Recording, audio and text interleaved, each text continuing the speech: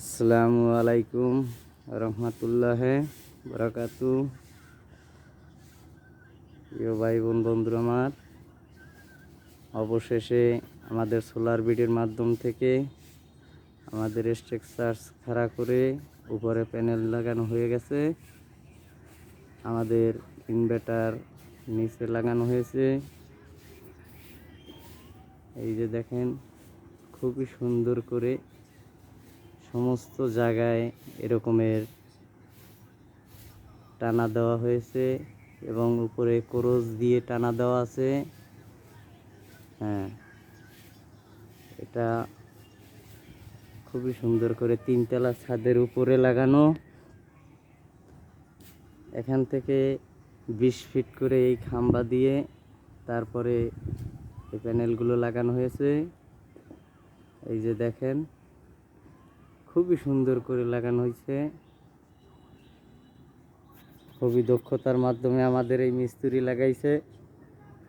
এই যে আমাদের ইমরান ভাই,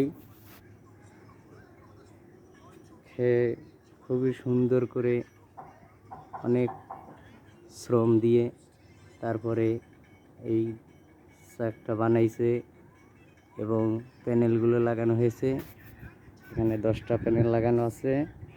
তারপরে আমি দেখাইতেছি আমাদের ইনভার্টার, ব্যাটারি, এগুলো। এই যে এখান থেকে এই আমাদের সোলারের তার নিয়ে এসে এই পাইপের মাধ্যমে এখান থেকে নিচে গেছে। এই যে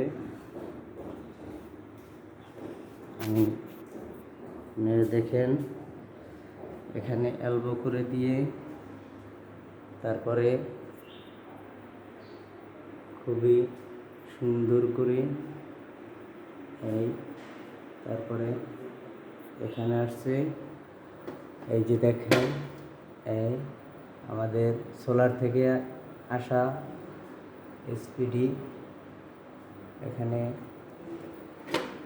খুবই সুন্দর করে লাগানো আছে। দেখেন, এখানে গ্রিডে সুন্দর করে চলমান। তারপরে